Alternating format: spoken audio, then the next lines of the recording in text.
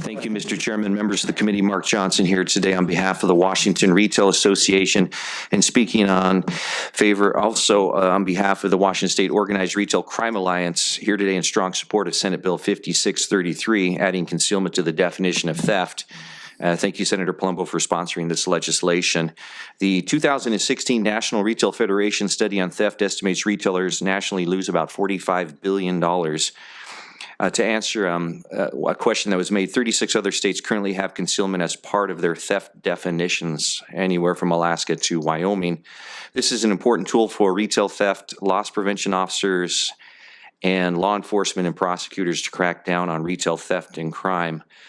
I'm honored today to have with me three police officers from the Seattle Police Department, from the Redmond Police Department's officers, and State Representative Morgan Irwin from the Seattle, and also from Redmond, we have Officer Robert Peterson and Leah Ott. First, I'd like to turn it over to Officer Peterson, then Officer Ott, and then Representative and Police Officer Morgan Irwin will clean up. How's that sound? Officer Peterson? I think it sounds great. Sounds great. Ladies and gentlemen, my name is Robert Peterson. I'm a police officer for the city of Redmond, Washington. I've been there for about 1.5 years. Prior to that, I was a police officer in Tucson, Arizona. So it was a little bit of a culture shock coming up here and discovering this weird white stuff that's coating everything. I think I'm qualified to talk on this issue because I've kind of been thrown into retail theft as an emphasis in my career thus far. During my 8.5 years in Tucson, 6 of those years were spent working in a plainclothes capacity and or an undercover capacity. When I was working undercover, I worked for the property crimes unit and took part in numerous operations involving retail crime. That's when I realized how intertwined retail theft is with other major crimes, especially narcotics. Since being here in Redmond, I've had several cases tying retail crime to stolen vehicles, stolen handguns, people who've committed robberies, obviously narcotics consumption, narcotics for sale. That's just been in my short time here. Knowing how the tactics have been evolving for retail theft over the years, I think adding concealment to this bill would be very beneficial to law enforcement. People are starting to use retail theft as a means for making an income. And in doing that, it's a means for supporting their addictions. And they oftentimes are starting to work together. And as suspects often do, they stay ahead of the law as much as they can. So you know what the limits are, what they can do. I've arrested people and had them tell me, well, I know it's just theft third because I haven't taken $750 worth of stuff. They've said things like, well, I know the store wouldn't stop me because I know what their policy is regarding shoplifters. So in trying to stay ahead, lots of times criminals will work together in groups, and I've had several instances here in Redmond where there's one person in the car, and then there's another person in the store, and they're concealing items, and they're walking towards the exit. We're talking to loss prevention on the phone, and they're saying, okay, they've got everything stuffed in their pants, they're coming to the door, and then right when they get to the exit, they take everything out of their pants, and they get out and walk to the car and leave because the other person in the car has alerted them to the fact that law enforcement had arrived on scene. I've also had instances where people have taken anti-theft devices off of products, and they've gone and taken $200 wireless routers and other expensive electronics items and gone and put them into the packaging of a much less expensive $45 child seat, and then left the store. They'd staged the items to be picked up and purchased for a cheaper price later. And then in doing that, they've left, and as far as what I could do as a police officer, there really wasn't much. I had the resources to wait 4, 6, 8 hours for them to come back and actually finish taking the item. We can't do that. So adding concealment to this definition is definitely a helpful tool for law enforcement to be able to combat retail theft. All right, thank you very much. Thanks. Hi, good morning. My name is Leah Ott, and I, too, am a Redmond police officer. As well as Officer Peterson, I started my career in Arizona in 2005. I spent about 5.5 years down there, also working in an undercover capacity and working on a narcotics task force.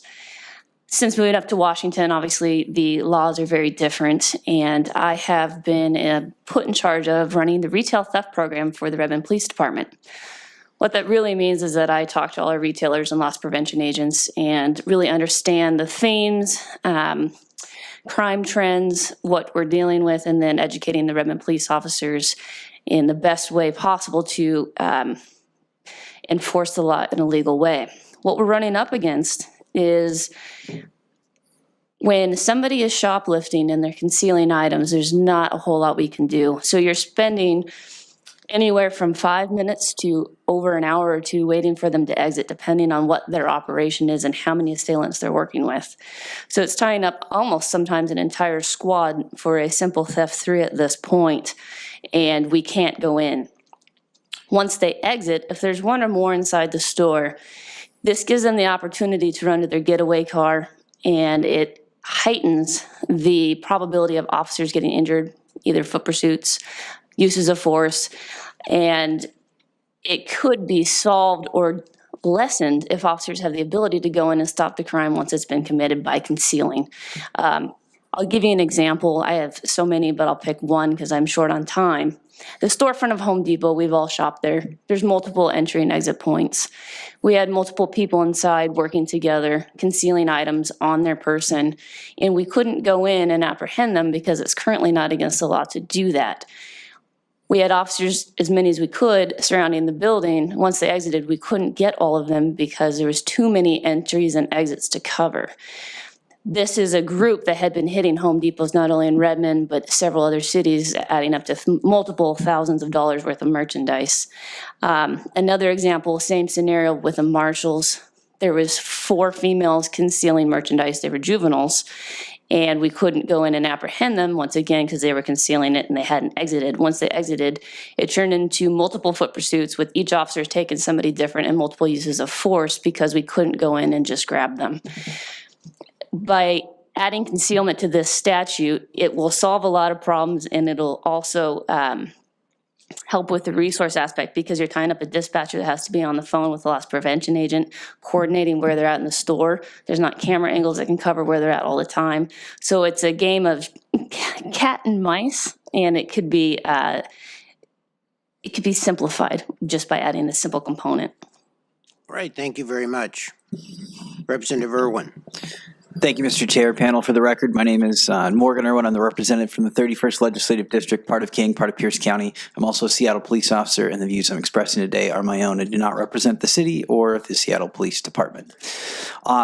I too have run into a lot of situations like both of the officers have just testified to, and there's 2 primary reasons that I'm in favor of this bill. Number one, as I've testified in front of this committee before, use of force is a hot issue within the law enforcement community right now, and I do believe that by changing where the crime occurs to inside the store instead of outside the store, we will reduce violent interactions with the public, between officers and the public.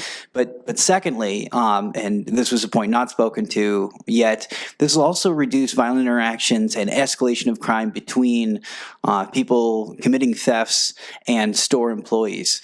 Many times I've responded to a shoplift that has turned into a robbery, where it's gone from simply taking of goods to taking of goods with force or threat of force, escalating the crime from a simple theft to a felony, because at that point it is a robbery. Multiple times I've responded to bleeding security guards at the front door who tried to have that interaction with people who, again, had committed a theft that would have been stopped easily inside the store, and now they're on their way to the hospital, and somebody's going to jail with a felony charge instead of a simple theft. So I urge you all to consider this. Thank you very much.